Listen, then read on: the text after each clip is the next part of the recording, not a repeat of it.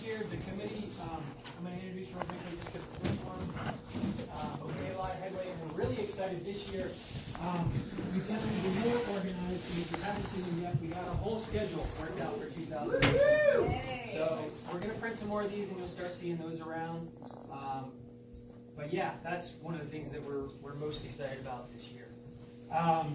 Committee members are here, and Kelly is director. I always get it wrong. I'm just going to say SNRI. No. Field station. Yeah, Yosemite Field Station, 22%. I'm sorry.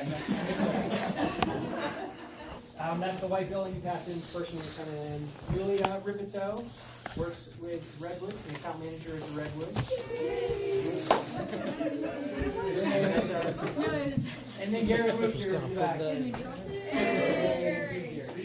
But the four of us have all worked together in getting this schedule. I just want to introduce them briefly. So the logistics, before I hand over the introduction of tonight's speakers, if this is your first time here, make sure you get your name and email down this list. That's how we send out notices about updates to the schedule. So if you've already done this, you don't need to do it again, but if you haven't yet done it, please get your email on there. We ask for donations every time. That helps cover some of the stuff in the back. We do have a donation box over there next to where you're going to leave your comment cards. I'll talk about in just a second. So, yeah, please help us keep the refreshments going and some other things. One of the things we're currently kind of raising some money for are some media tools to help record these things and maybe get them online. That's been a request from a lot of folks who've attended is how can I watch these or access some things that I can't make. So anyway, that's what the donations get used for. Next to that, the comment card basket, those are sitting on your seats. Please fill those out. You're going to notice a change if you've been to Hooting Out before. We always rate the speaker, so please do that. On the bottom of that, everybody look at it real quick. It says, My Wawona History Question. So while you are here, we would like to know what it is you would like to know about Wawona history. And the reason is in March, we're going to have a Wawona history panel. And we're hoping to feed them as many questions about Wawona to spark some discussion. Where's the snaffle bit? Put it on the card. That's what I want. Yes! Take us there. I've been looking for it. I think I found the original Wawona Road in a place I didn't know that it existed, but I'm not sure, so I'm planning to ask that question. Everybody knows that. Yeah. I've only been here so long.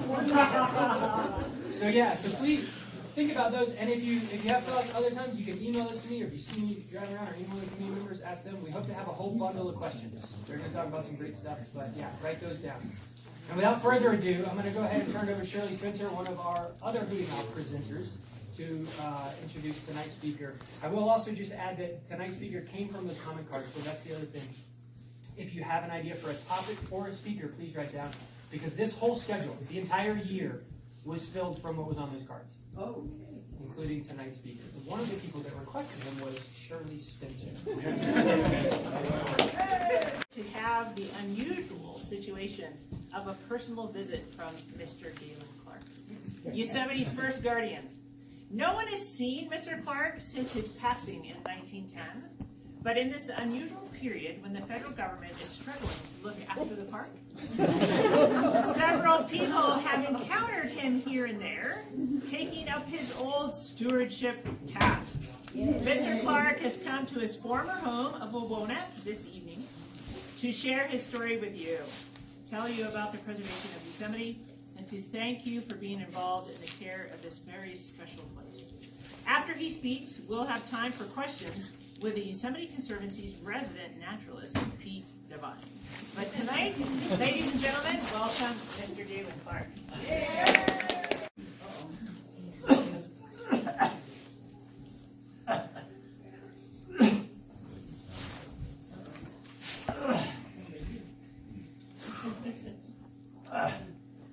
Believe me, nobody is more surprised than I am to find myself here in these mountains in 2019.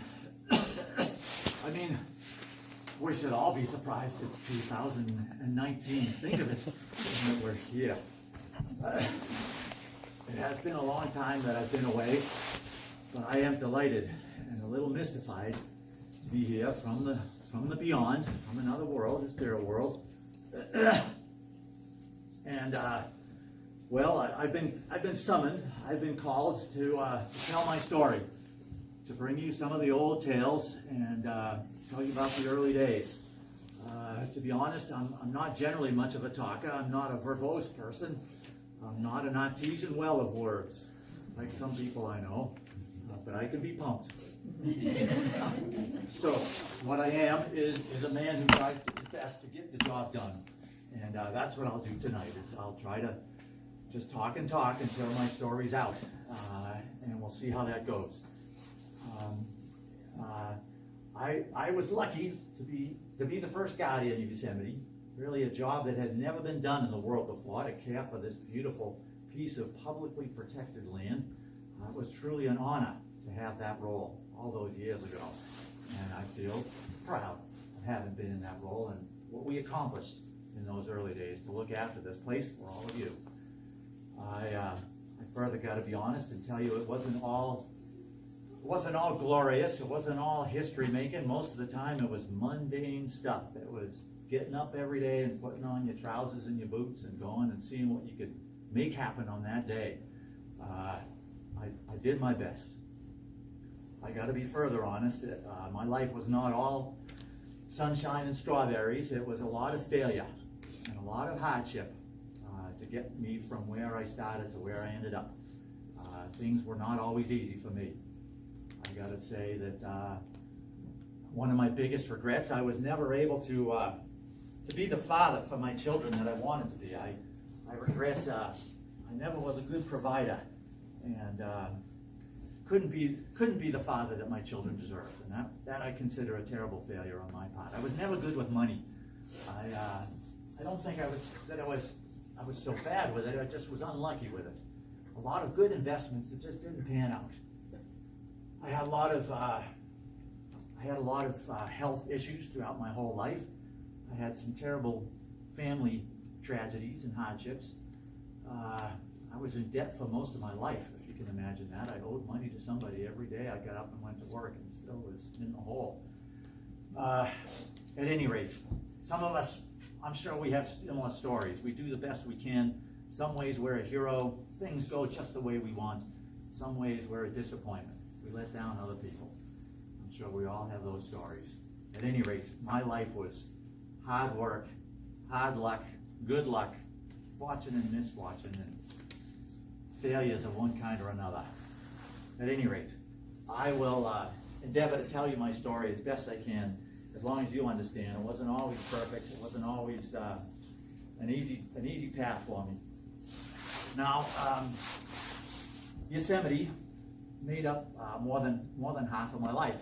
It was, of course, the latter half, and I grew up back east. I was born in Massachusetts, or so I was told. Come to find out later on, reading the paperwork, there's no question I was born in Quebec. My parents had 14 kids, and I think they just forgot which one I was when they told me, "Oh yeah, you were born in Massachusetts." I think, yeah, Galen. I didn't know. Has anyone here ever been to Quebec in Canada? Well, I've been there too. I just never knew it. So, my father was not much good with money either. He couldn't hold on to it the same as me. I think I inherited that bad streak from him. So my parents couldn't afford to keep me as a kid. I grew up living with the neighbors next door, and I saw my family on Sundays at church. I saw my siblings in school, but that was how that was. They couldn't afford to keep me. So I lived and worked at the neighbor's house for 12 years. I went to grammar school. I loved reading and writing. I cherished that as a kid, and I hope kids today still like to learn and to read and to explore things, and I hope that's still true. That was for me, I know. And then after I was done with school, I was apprenticed to a cousin to learn the trade of furniture making. And I got pretty good at that, if I say so myself, especially chairs. I'm noticing this one. I don't know how I'd make that, but it's nice. And then I was on my own. I wasn't going to inherit anything from my family. I wasn't going to get a plot of land for a farm. Back then it was up to me to figure things out. There weren't a lot of big employers back then. There weren't that many corporations, or there weren't that many government jobs. The biggest employers were digging canals. I wasn't interested in digging canals. So I tried a little of this and a little of that. I had a lot of hustle and a lot of things that I tried and, well, didn't succeed at. I moved around a lot too, trying to get my legs under me, trying to find a place that was going to be my place. So have any of you been to New Hampshire? It's a quiet place still. Some of you been to Massachusetts? Out west, it's a quiet place still. New York? How about Pennsylvania? Anyone been to Iowa? Illinois? Missouri? Texas? Well, I tried and failed in all of those places. And the same goes when I came to California.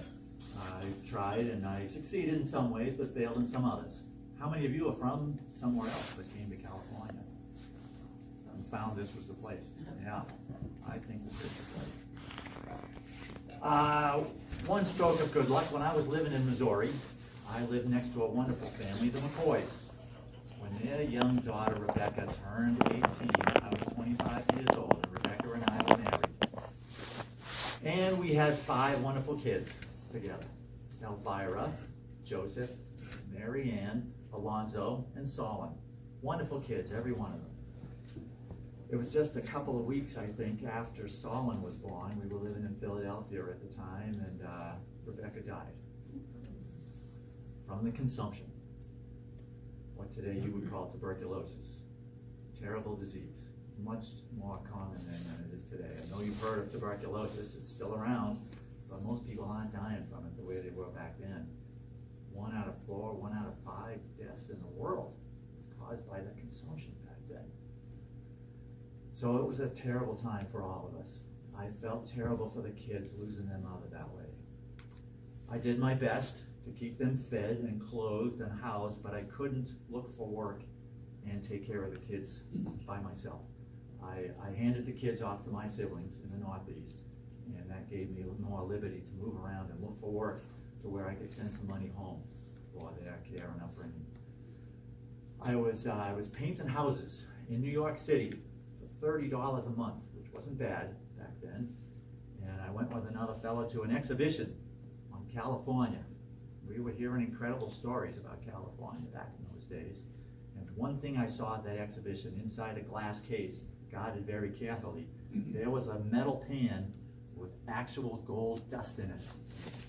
And when you're in a poor state like I was, and you see something like that, it gives you sudden crazy ideas about how maybe it could be really easy to suddenly be very rich if you were in California and could pull that dust out of a river like that guy did.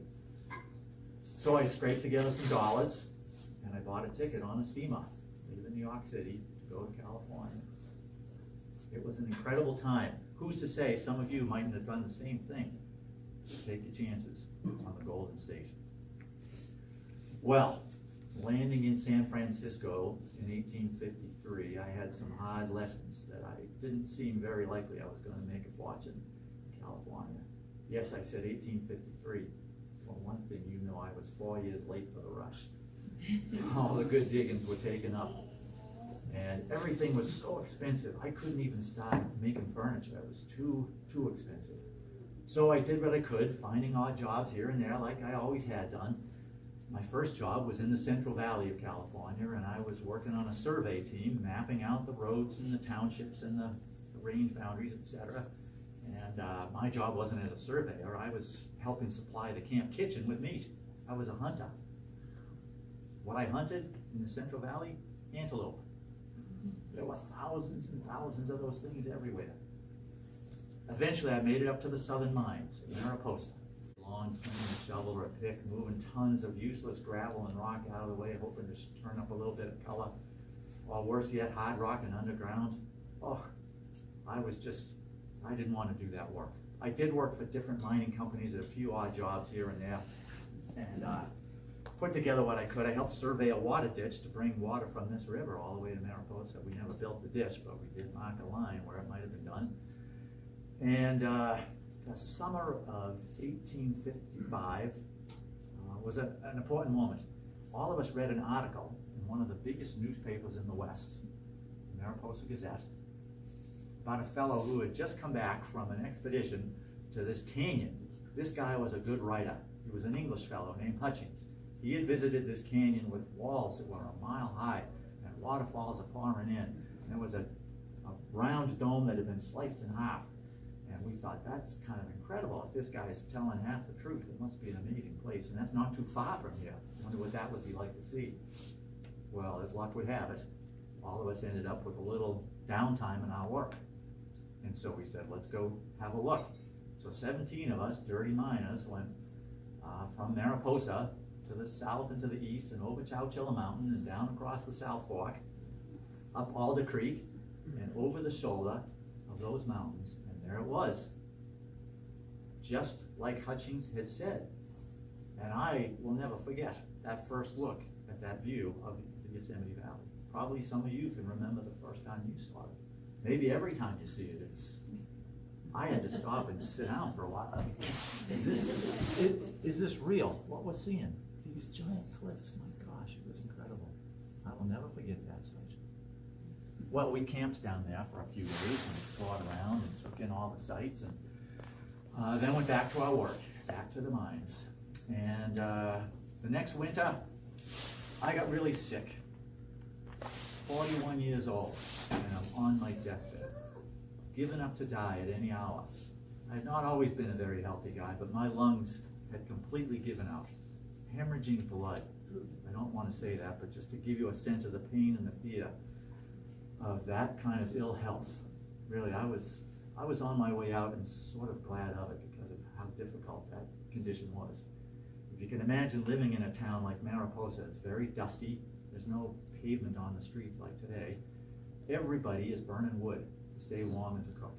So the town is dusty and smoky, and it's not good for anybody's lungs. For me, it was too much. But remarkably, I got a little better, and then a little better. I was up on my feet, but I was still not well enough to go back to work. And I remembered this beautiful meadow that we had crossed through in the mountains on our way in to see the Yosemite Valley, and I filed a land claim. And I came up to the mountains to get the clear air, figuring I didn't have very long.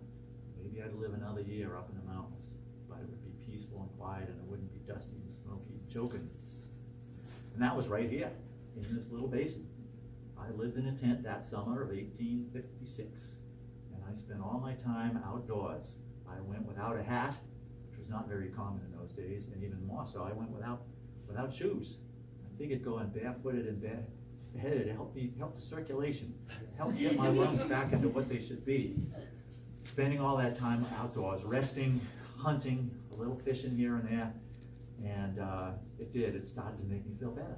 The clean water, the clean air, the pure peace of this place was really a healthy thing for me. For miles and miles around, there was nobody except the Indians. And they never caused me a bit of trouble. You heard terrible stories about the Indians in those days, how they would steal, how they would kill you. Never had any problems with them. I got to know those people, and I saw how they lived, and they saw who I was, and we took care of each other. We looked after each other. I had a good relation with those people. The terrible stories you hear or what you might read about how those Indians were in those days, they had been violently displaced from their homes. Really a terrible, terrible time for those people. So what you might read about are the refugees, this ragged survivors hanging on by their fingertips. They weren't the prettiest or the smartest or the best. They were really just refugees. And I think there were no more thieves or murderers among them than among the whites in those chaotic times.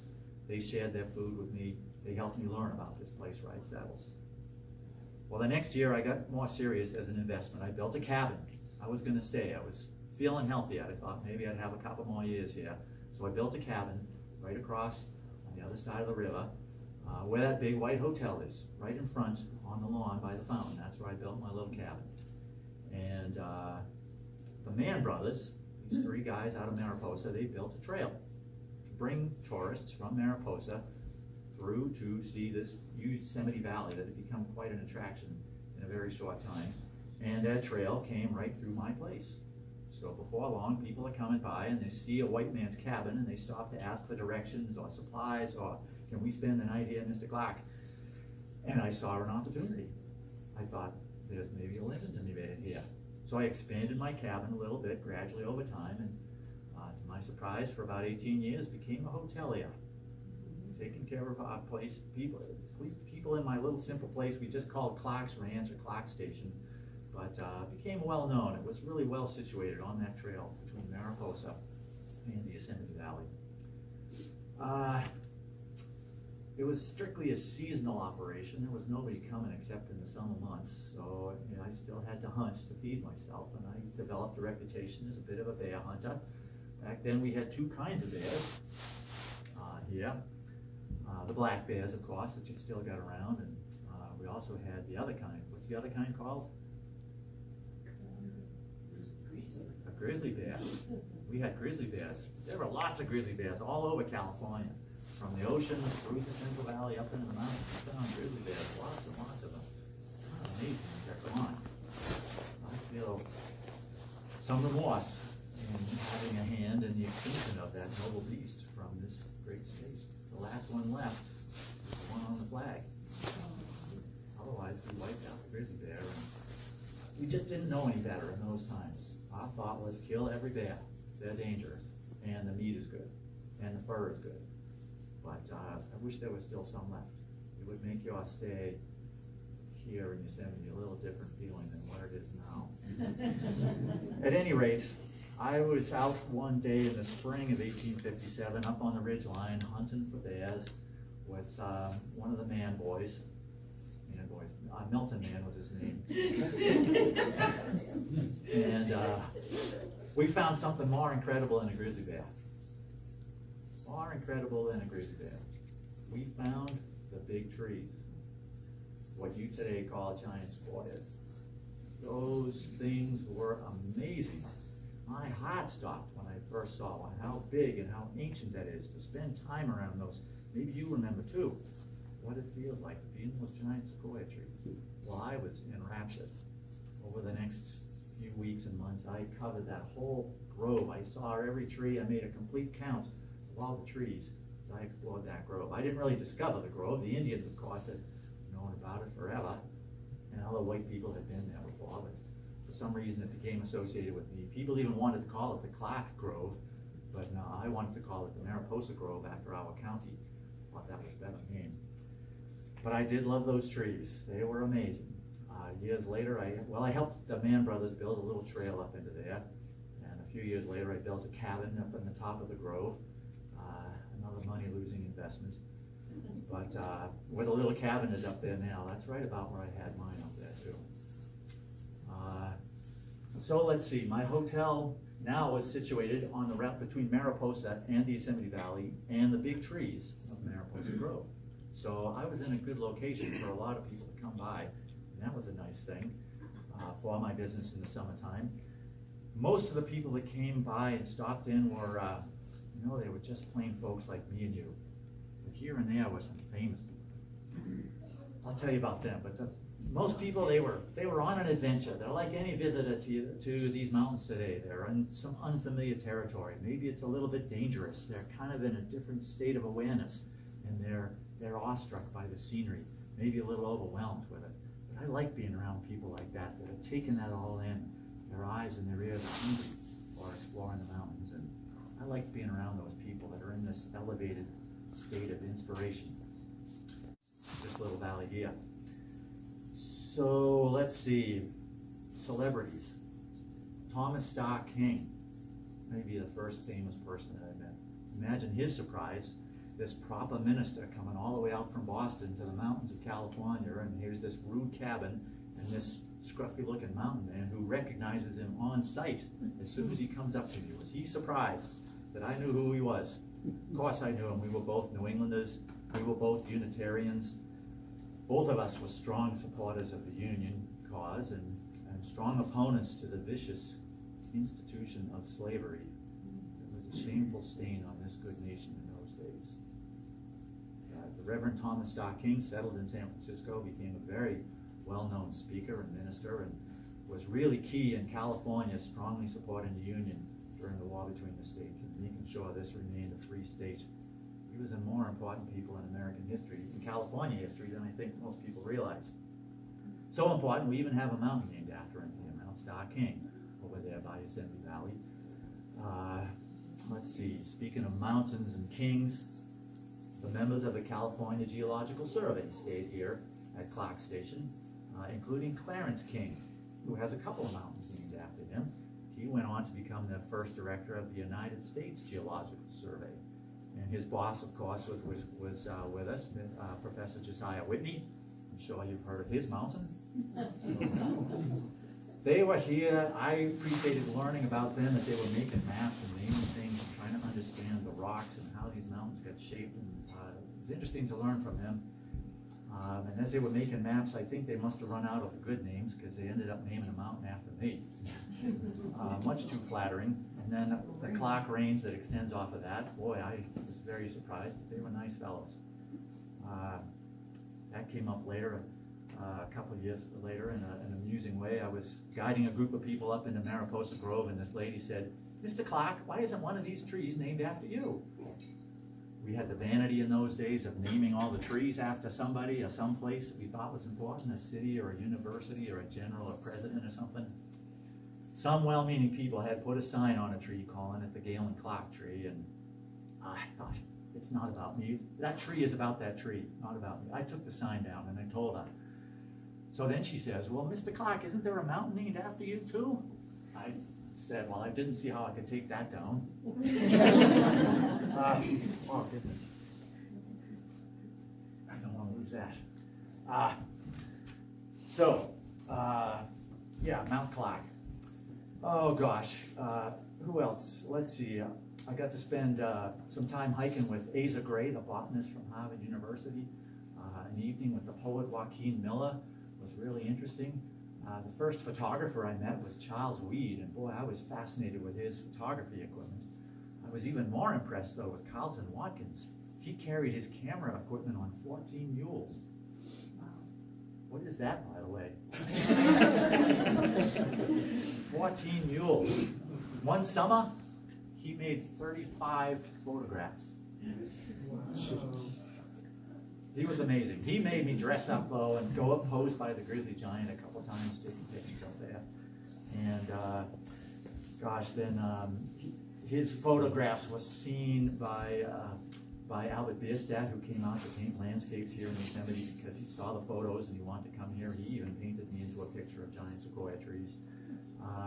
George Fisk, lifelong Yosemite photographer and fellow New Hampshire, and he and I became good friends during his career here. Oh boy, lots of important and interesting people came through here. Another New Englander who came by, Mr. Ralph Waldo Emerson.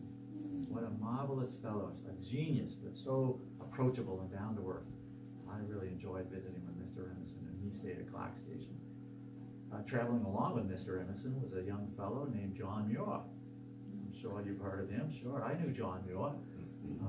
John was tagging along with Ralph Waldo Emerson, one of his heroes too. At that time, John was a nobody.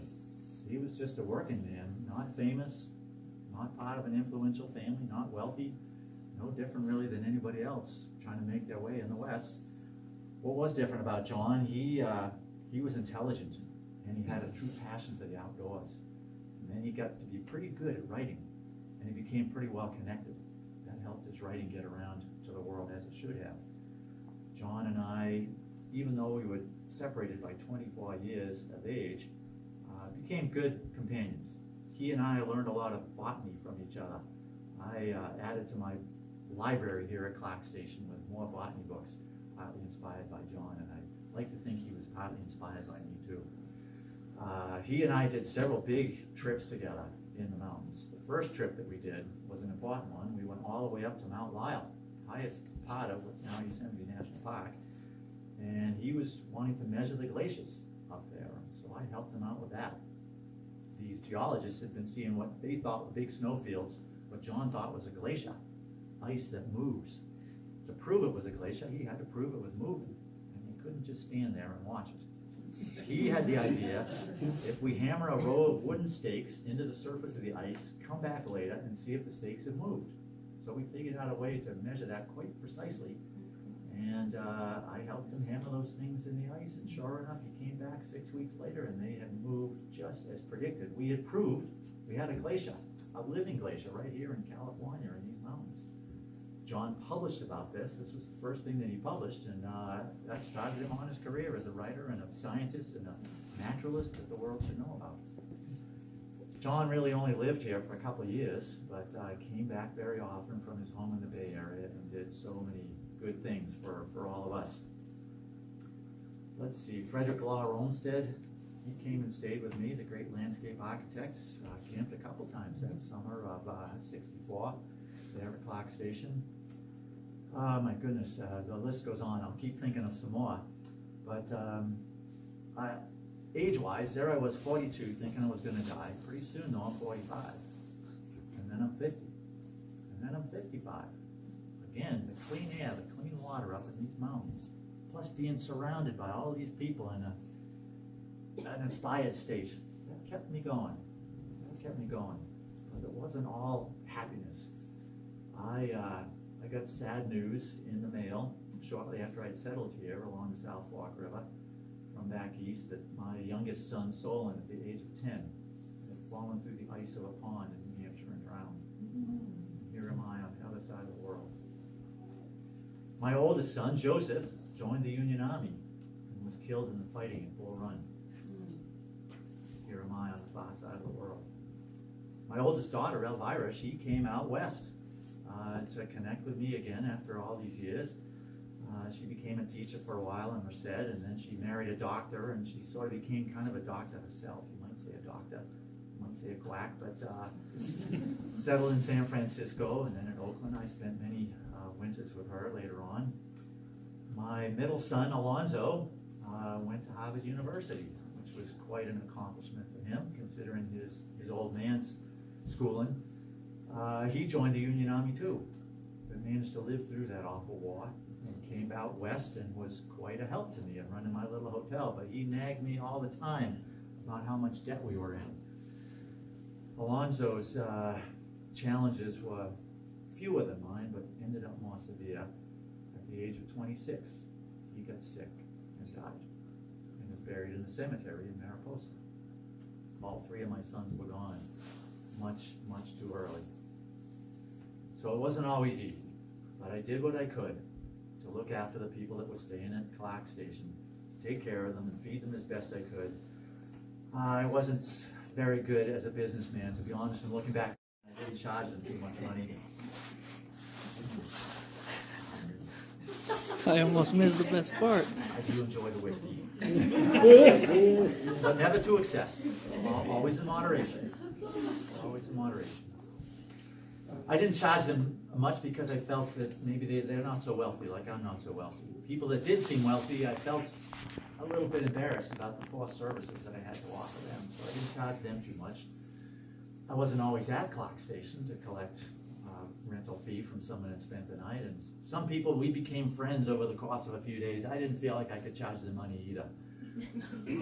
But somehow I paid my employees. I had a lot of Indians that worked for me over the summers. I had Chinese people who came and cooked for me and did laundry. I had a wonderful black gentleman who cooked for me for several years. He was terrific.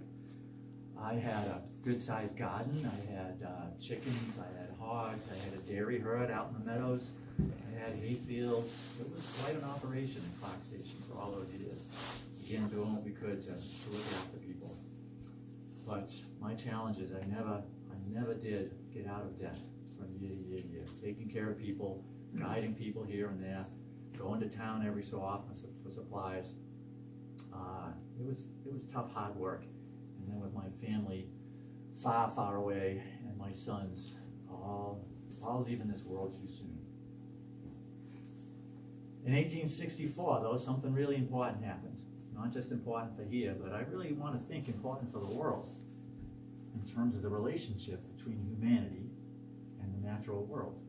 And that was the passage of the Yosemite Grant, protecting the Mariposa Grove of the big trees and the Yosemite Valley. Never before on Earth had that happened. public protection for this land for no other reason than that it was beautiful. And we wanted to keep it accessible to everyone in our democracy. Now, how this happened is kind of interesting. In a way, it's because of you. Perhaps not you personally, individually, but you in a general sense. It was a group of people like you who saw a need and spoke up to our political leadership and said, we want to do something different here. Can we do this? And they made it happen. It was people who saw this place with some need, and they, like I'm sure I don't even know everybody that was involved, but it was people like the Reverend Thomas Starr King, who I mentioned. He was curious about the protection of these mountains. It was Professor Josiah Whitney, the geologist, was involved. Somebody really important who doesn't get enough mention was Mrs. Jessie Benton Fremont. Most everybody knows her husband, General John C. Fremont, great explorer and political leader and military leader. There's some negatives in his life too, but Jessie Benton Fremont, she was a force in her own right. She was the daughter of the most important senator in the U.S. Senate at the time, and she knew her way around politics. She was somebody who was a thinker and a doer, and she convened these various influential people at her house, both in Mariposa at Bear Valley and also down in the San Francisco Bay Area. One of the things that she wanted to discuss is what should we do with the Yosemite and those big trees that have just been discovered in Mariposa County. And it was Captain Israel Ward Raymond who corresponded with our junior senator, John Kness, and who introduced the legislation in March of 1864 and during wartime, and quickly went through both houses and was signed by the President of the United States on June the 30th of 1864, no less a person than Abraham Lincoln himself. But it wasn't his idea, and it wasn't Senator Kness's idea. Like I say, it was a group of citizens who were concerned, saw a need, saw an opportunity, and they made this happen. There's a little bit of context, too, that's important to understand. If you can imagine this country of ours as a new country, it was still new back then. We were still trying to find our way in the world, constantly comparing ourselves to the great nations of the old world from which we had come. And we had nothing of the history and the heritage that those countries had. Grand palaces and cathedrals and fortresses and Beethoven and Shakespeare. We didn't have that in our country to compare to what they had there for history and culture. What we did have, that none of those single nations had, was our natural beauty. None of them had a coastline like ours, mountains like ours, grasslands and forests like ours. So our natural beauty was what we emphasized as the treasure of the New World. One of the particular points that we held up to brag, have any of you ever been to Niagara Falls? Yeah. We said, well, you may have Shakespeare, but we've got Niagara Falls, you gotta come and see this. But when Europeans would bother to come to this dusty new country of the United States of America, they would go to Niagara Falls, and they found that every inch of the view of that incredible spectacle was covered with a hotel, a restaurant, a knick-knack shop, or a sign, a billboard, an advertisement for one of those places. You could not see this spectacle without all that commercialization. We'd allowed all of it to be privatized, and it was crazy. So those visitors from the old world were disgusted, and we were embarrassed by what we had let happen to Niagara Falls. There was a concern that that could happen to the Yosemite Valley. People were building hotels, claiming land, putting up fences, putting up signs. We thought a few more years of this, and you won't be able to see our waterfalls without paying some guy a dime to stand on the platform he built so you could see the waterfall. So we thought, could we do something different? All of us had heard too about the Calaveras big trees and what was going on up there. Where some fellow, kind of a clever idea, he stripped the bark off one of those trees and then reassembled it in the city so people could see how big the tree was from its bark. And then that was shipped all the way around to the East Coast to show people there how big our trees were. Of course, that tree died. And then people started to cut down the trees too, just to see if they could to some extent.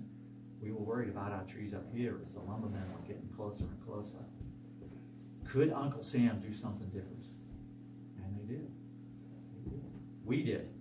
None of us was in this for ourselves, strictly speaking. We thought really everybody should be able to see these magnificent scenes the way we're seeing them now. We thought about the people of the future. The people of 2019 ought to be able to see what the people of the 1860s saw.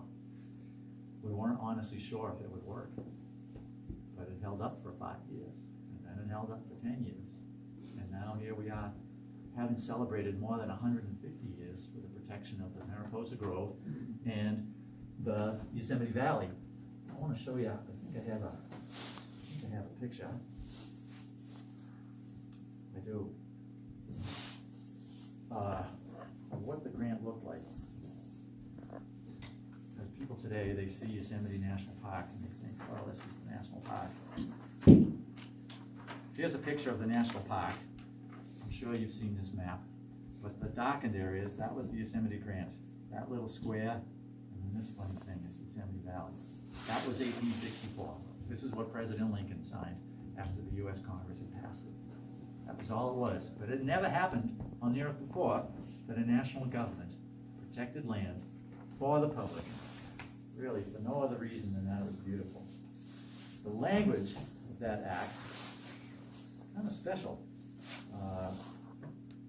The written act was a page and a half long, changing history with that short, a piece of literature. Let's see, an act granting the state of California, be it so enacted in Congress assembled, there shall be, and here's what granted, it's the said state shall accept this grant upon the express conditions that the premises shall be held for public use, resort, and recreation, and shall be inalienable for all time. For all time. That is quite a law. And it's for the public to use it, to come and see it, to come and have the experience of being in Yosemite.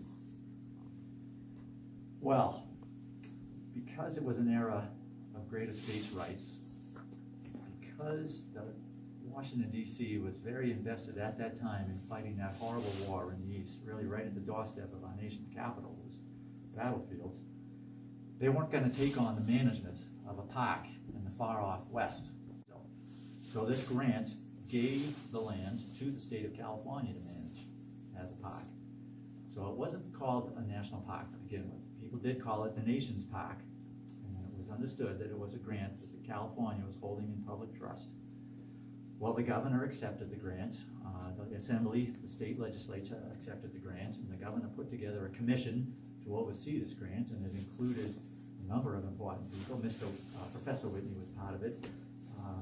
Captain Raymond was part of it. A few other people.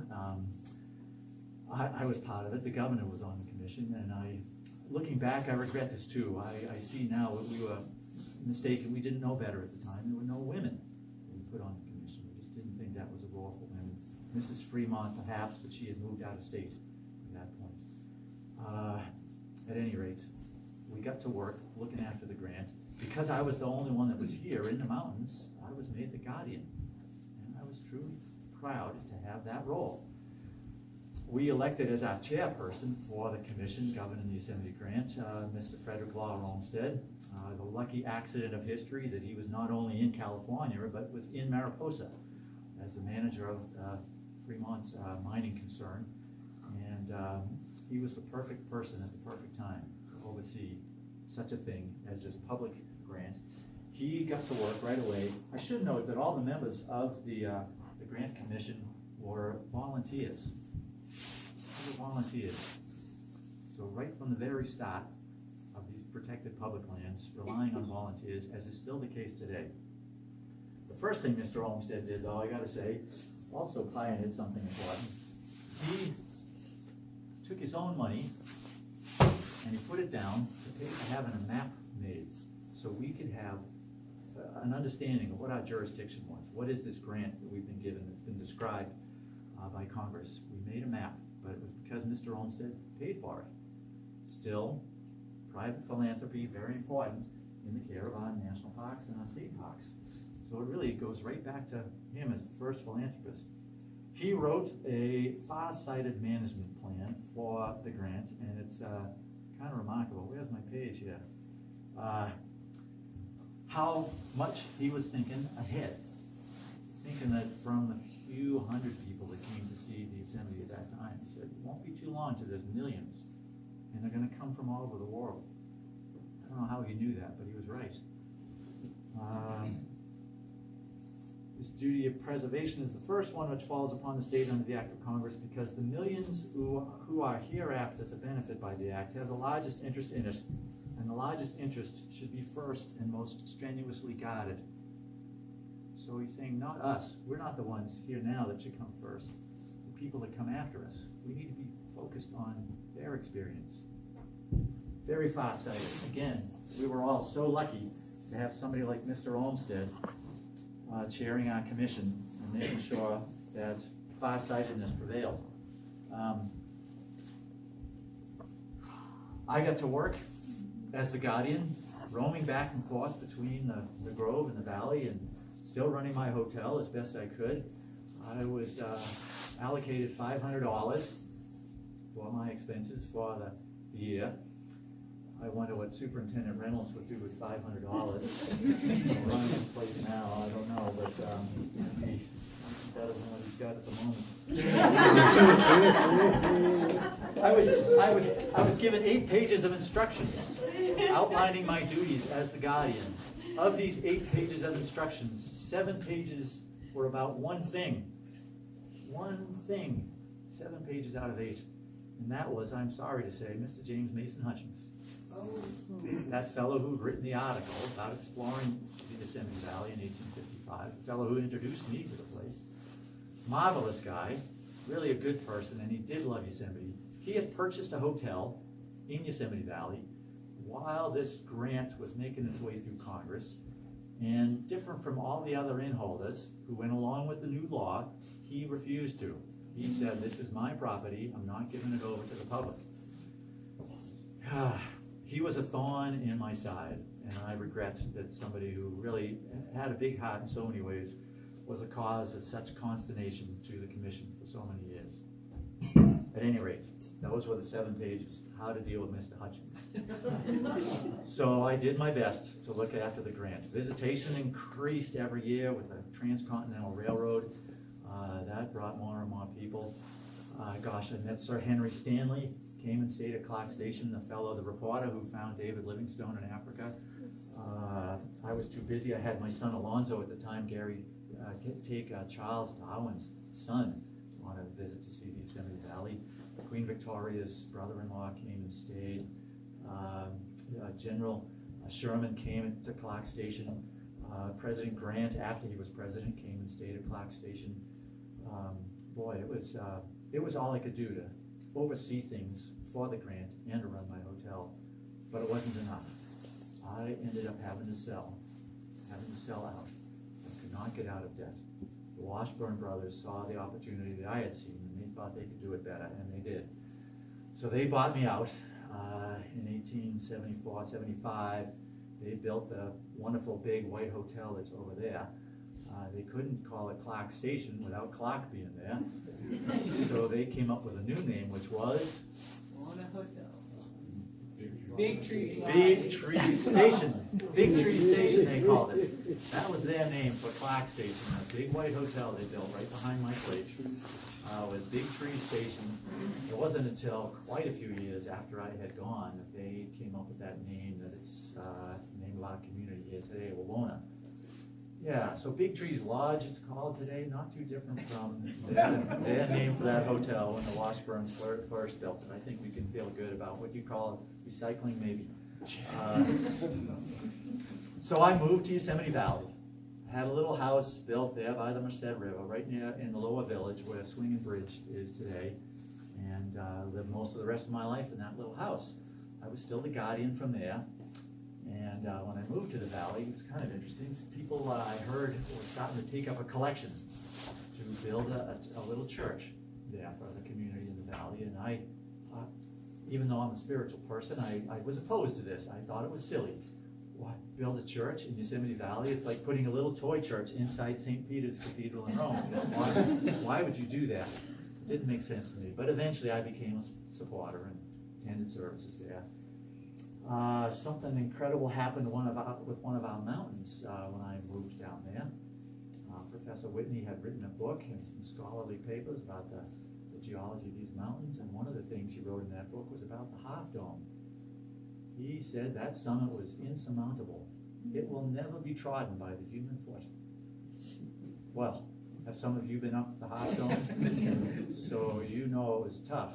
But imagine the first guy going up there. George Anderson, an intrepid Scotchman, made his way up there just a few years after Professor Whitney said it could never be done. Now Anderson, he was such a strong fellow. He had been a trail builder, so he knew about rock. He'd been a blacksmith, so he knew about iron.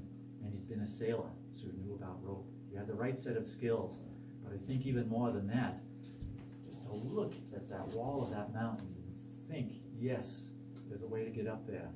And then halfway up to look down and think, yeah, I can still keep going. That to me is the big accomplishment more than the physical one, is the mental. Boots on, and then he tried it with his stocking feet to get his toes wedged in these little cracks, and then he tried it barefoot. At one point he wrapped burlap sacking around his feet, and that didn't work. He put pine pitch on there to make it sticky, but it was almost too sticky. He did much of that work barefoot, hammering these spikes, attaching his rope as he went. He came down to the valley and told us what he had done, and he said, if anybody wants to go, I'll guide people up. And he took a party of 4 or 5 Englishmen up to the summit of the Half Dome in October of 1875. The second party he took up there, I thought, well, if there's something new going on in this grant and I'm in charge, I better check this out myself. So he took a party of 2 people. One of them was Sally Dutcher. What an interesting woman she was for her day, thinking that she could do that. And she did it just fine. The other person in this party, Galen Clark, age 61, thank you very much. Went up there with Sally Dutcher and George Anderson up on the top of the Half Dome. Boy, that was truly incredible. Let's see.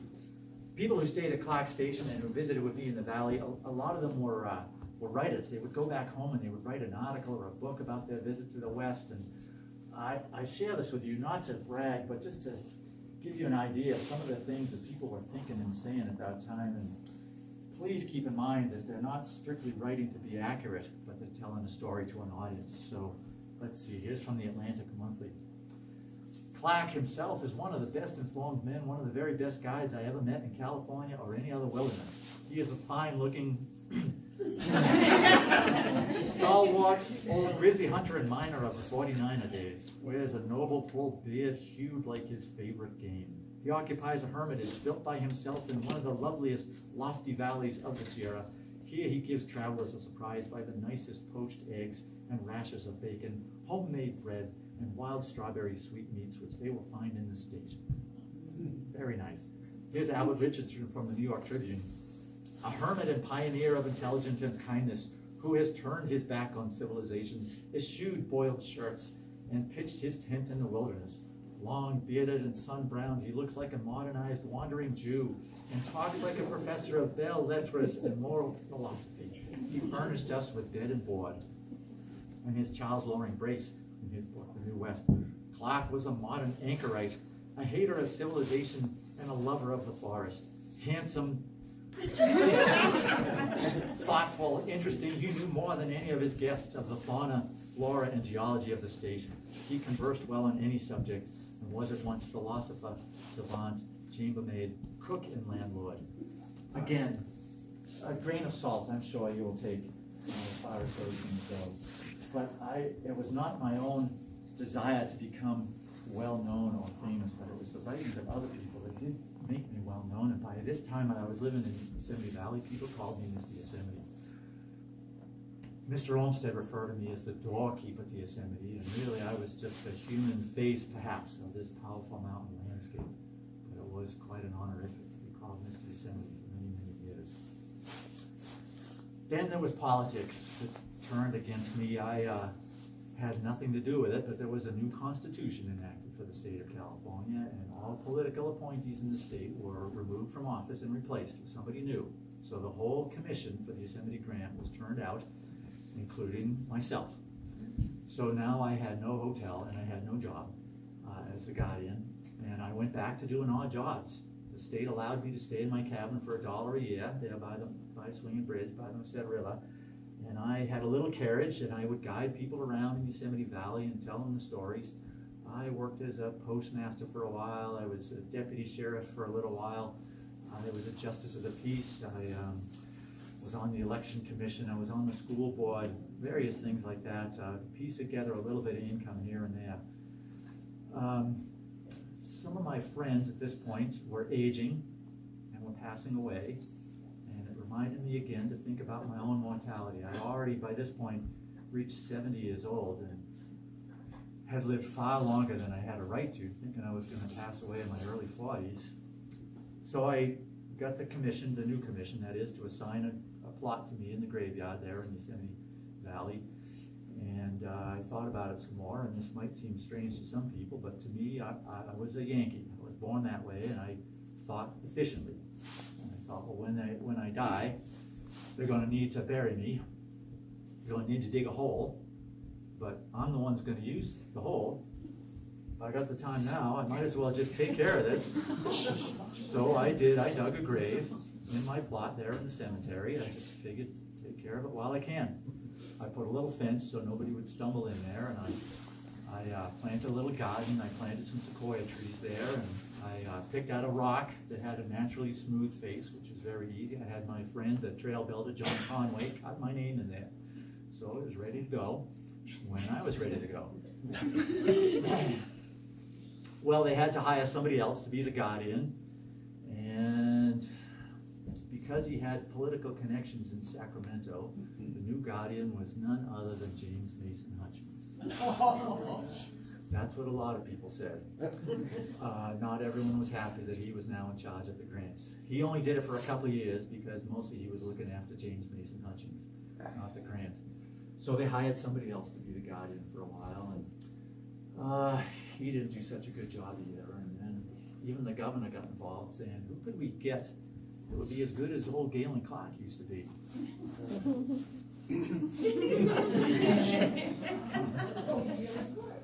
Somebody pointed out, well, Galen Clark, Mr. Clark's still around. So they offered me my job back. And I thought, well, the steady income would be nice, to have a regular paycheck, because now it was really paying some more money. Mr. Hutchings' influence had raised the salary to something someone could actually live on. So I said yes, and I went back to work as the guardian of the Yosemite Grant at the age of 75. And there was happiness in the land. People were glad. This is from the Mariposa Gazette, a very important newspaper. A more fitting appointment would be impossible. Mr. Clark is familiar with every inch of land and every trade in and for miles around the valley, and is well acquainted with all the lessees. He knows how the visitor should be treated, and withal is an educated, refined, moral, and upright gentleman. He is a great lover of nature and will not permit natural beauties to be ruthlessly destroyed in order that some person may derive a pecuniary profit. And that was my attitude, was really giving myself to this place. And I was pleased that people were glad to have me back in charge. I did that job until I was 83 and then decided to retire. During this time, I had actually gotten out of debt by now this salary that was coming into the guardian of the Yosemite Grant. For the first time in decades, I was out of debt. And that was a good feeling. I actually had a little money in the bank, and I built myself a winter home on the coast, not far from Santa Barbara, in a spiritualist community, which was an interest of mine.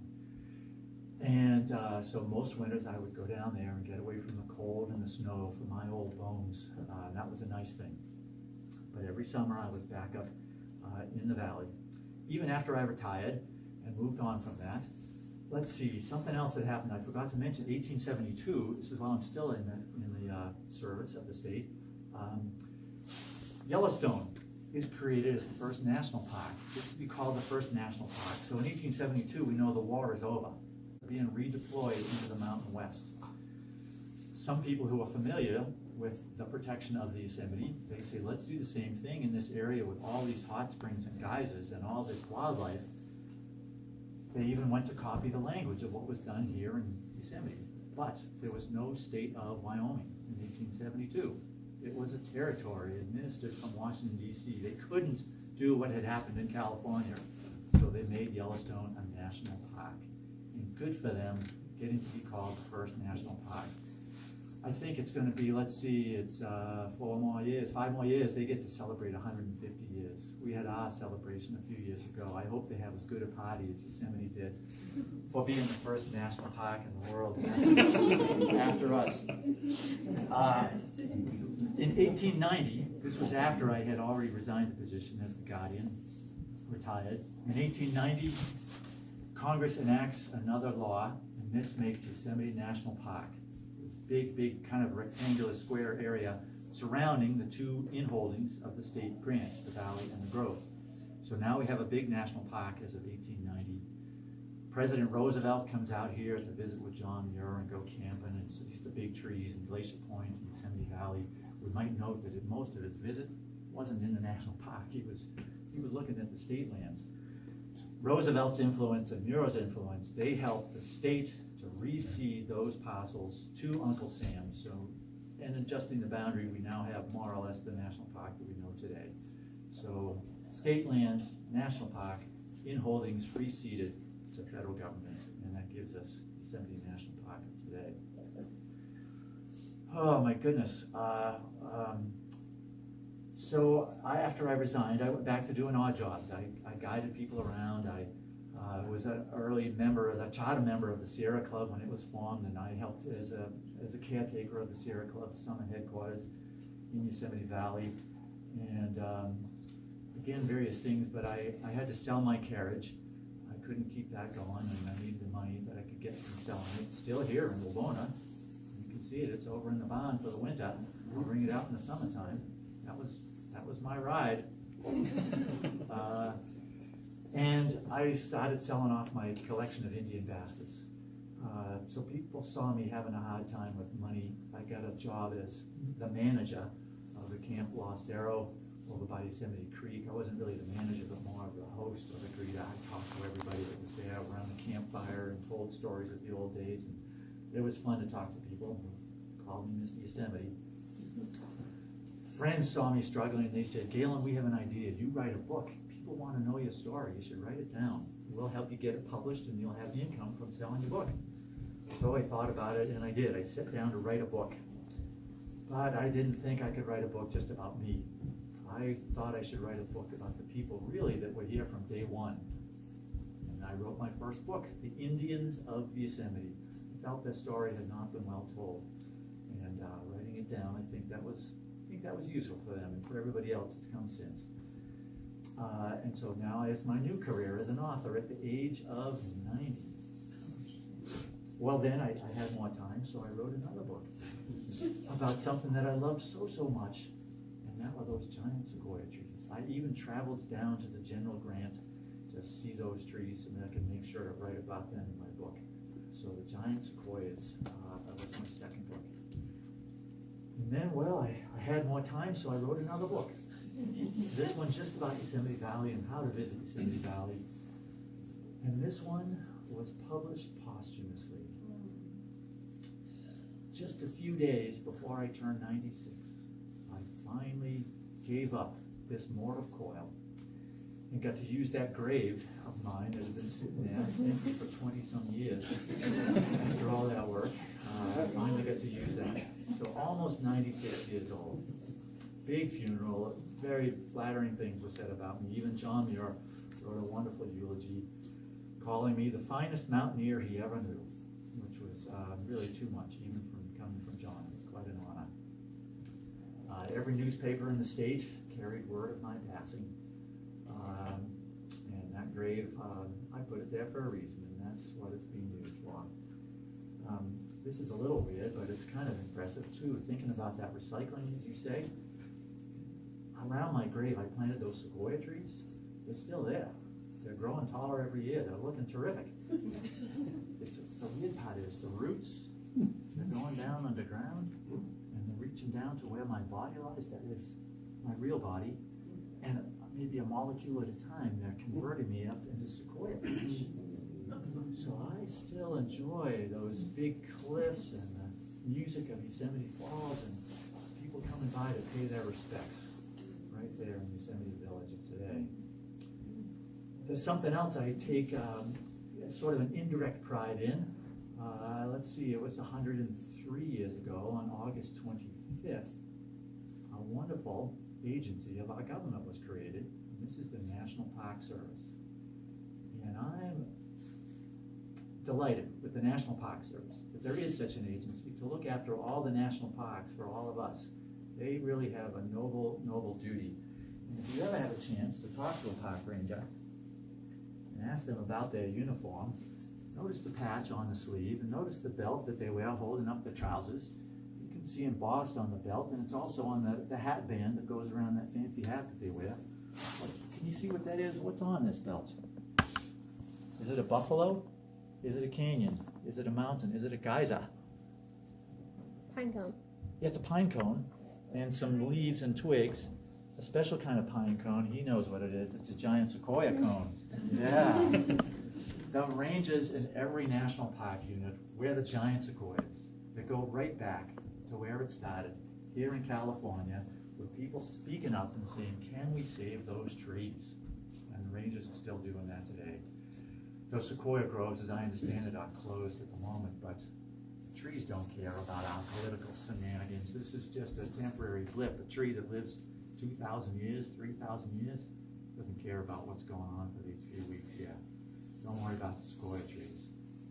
At any rate, the National Park Service has my utmost regard for the work that they do. I'm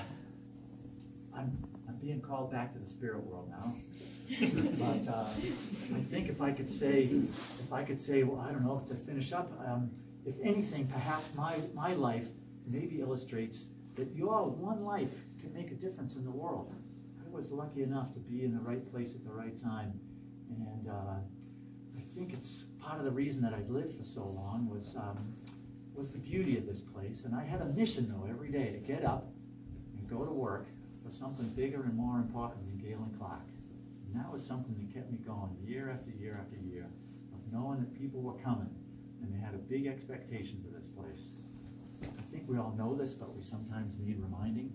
One of the best ways to get something is to give something.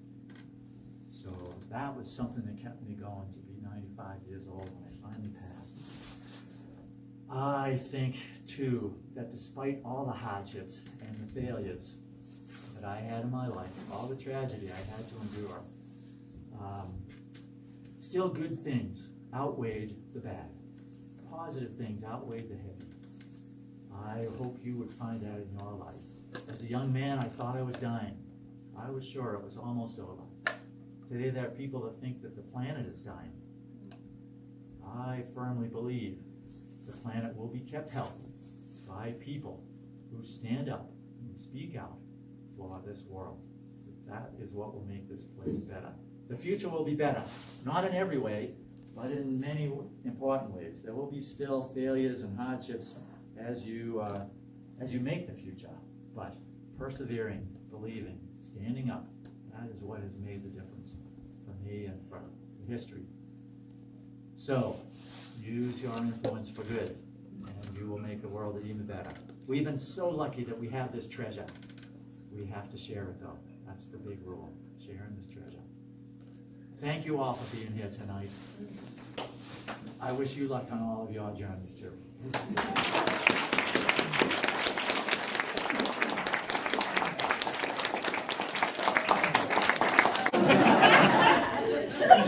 Did you bring it up for everybody? This is tea. It's pretty boring. Okay, so my name is Pete Devine. I live over in El Portal for the past 30-some years, and work for the Yosemite Conservancy as a resident naturalist with our education program. We've just got these brochures for our education courses for this year. If you want one of these, you are more than welcome to take one. If not, just pass them along. So we do all these classes. We do a ton of custom adventures for individuals and for travel companies. Park staff or volunteers are free to come to these things. If there is space available, just get in touch with our office. We'd love to have you. But this is the part of Yosemite Conservancy that I work in as our education arm. So yeah, I worked for Yosemite Institute, now called Nature Bridge, for a long time, and got to know Shirley Spencer and her husband Mark, and was really pleased to get invited here by James and Shirley and Ann to bring Galen Clark's story here. It was really when we started getting ready for the park to celebrate the sesquicentennial back in 2014, and we started making plans about, well, how do we do this? What kind of celebration are we going to have for 150 years of Yosemite's protection? And one of the things I thought of was we ought to have somebody tell Galen Clark's story. He's this key person who was here at that time and really set the tone for everything that's followed.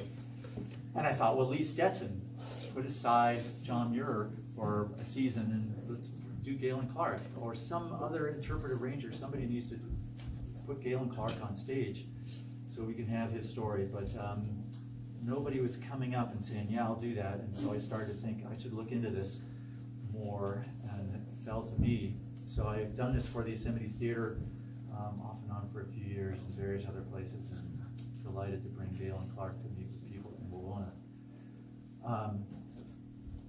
So if people have questions about Mr. Clark or anything that I said, I would love to entertain those now to see if I can add more to his story or your sense of it. Isabella.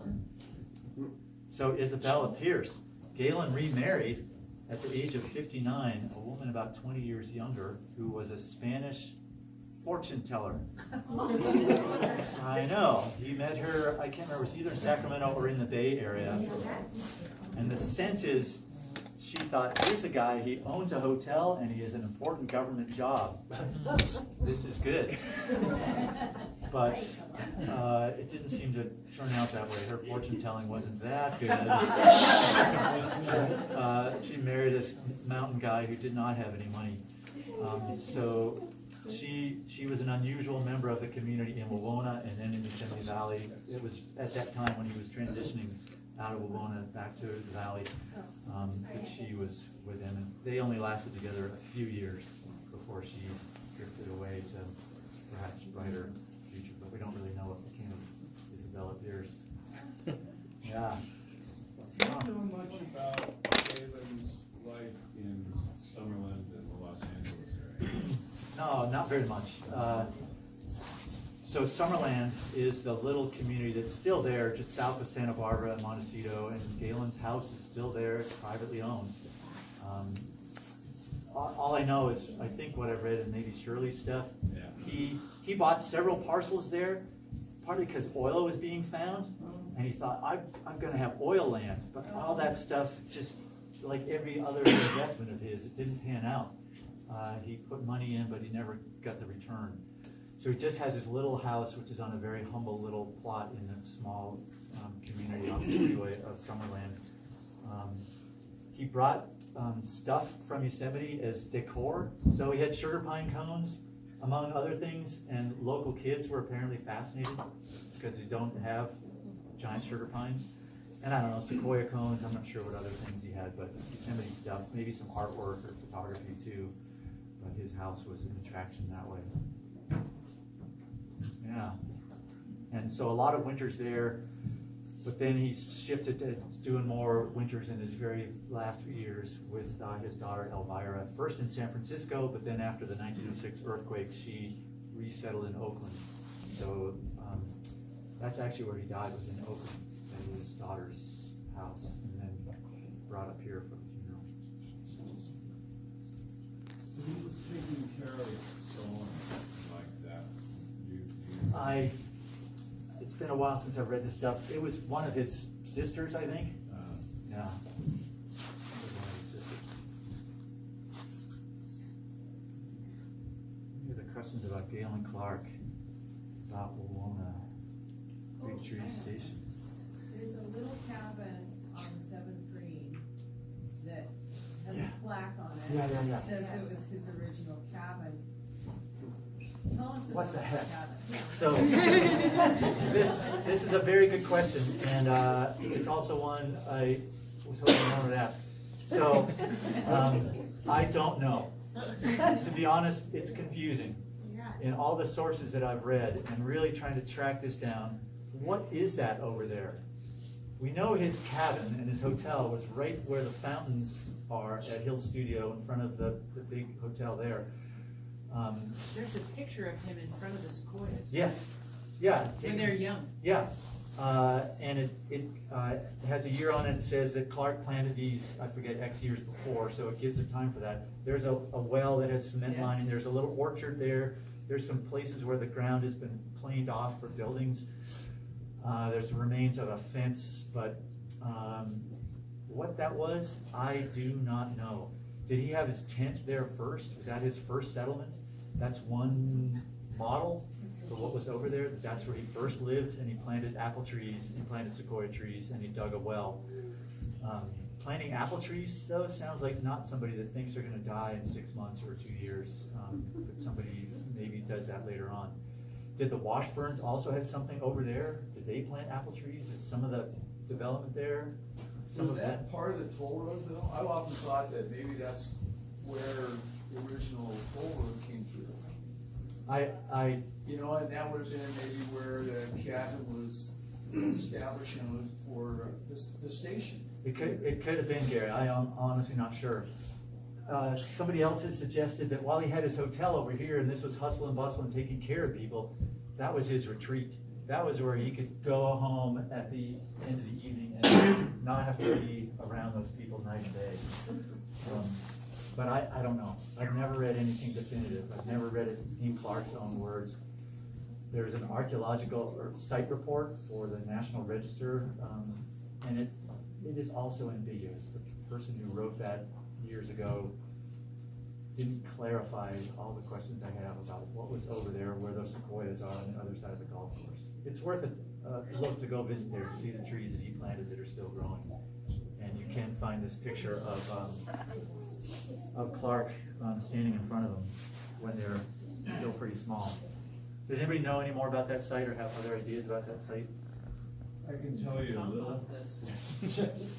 Good. About, you know, Shirley's book and Shirley Sargent's book, and especially her book about Galen Clark, the original version of that the Sierra Club published in 1961. It doesn't have as many pictures. But it has some primary source attributions, which that does not. Okay. And in that, where it's rather mysterious, when the author asserts that Galen built his first home site in that little meadow from across from the 7th green. Clark standing in front. On the back of that photograph, it says Galen Clark standing in front of the trees that he planted 25 years ago. The photo date is 1888. And so 25 years ago would be 1863. And it sort of implies that perhaps that might be when Galen did put a cabin there.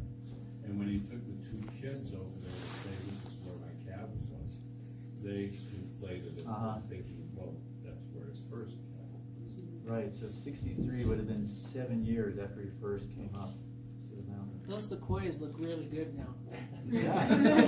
I should, goes off the 7th green. Yeah.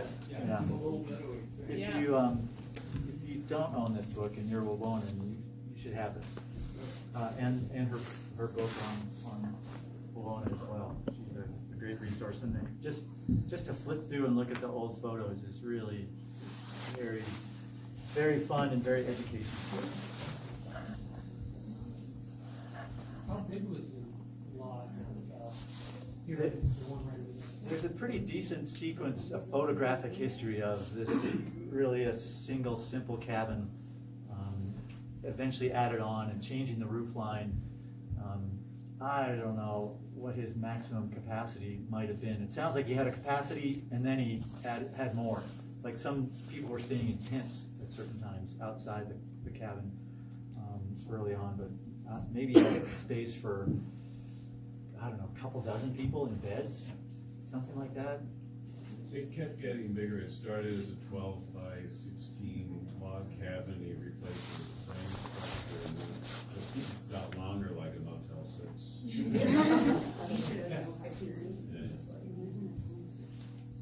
But I haven't heard estimates of the capacity. nothing at all like what the Washburns built. When he was here a bit ago talking to us, it seemed like he told us about a tent site, a campsite first before the cabin. Right. And was that on the other side of the river or out of the meadow, or is that kind of an unknown? That's an unknown. That's part of the mystery is, where was that? Did he build his cabin in the same spot his tent was, or did he say, I spent a summer in the tent over there, and he's like, that hill would be a nice place to Did he figure live. it out? Yeah. Hard to say. What is the detail? What was he suffering from when he moved to it? We don't know for sure. He probably had tuberculosis too. It was just never diagnosed with a lung biopsy, but he probably had a chronic load of tuberculosis that flared up every so often. He often did have challenges in the wintertime with his respiratory tract. It was just going around. It's amazing that he lived almost 96 with that issue.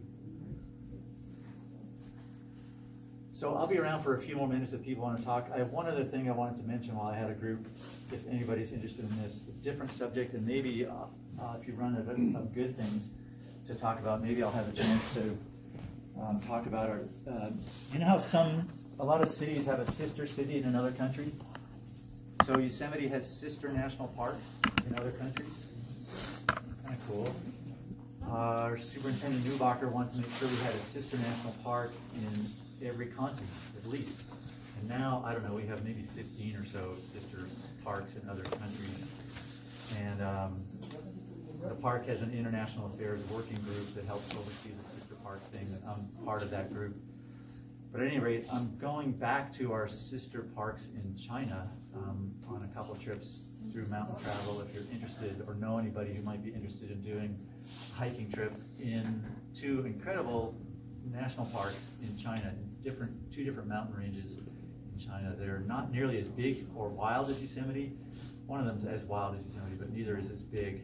But they're just incredible landscapes. If nothing else, go to the website and just look at the scenery. Just amazing. And yeah, like I say, maybe next year if there's a spot, I'd love to come and talk about sister parks in other countries. Put it on a comment card. James is on those comment cards.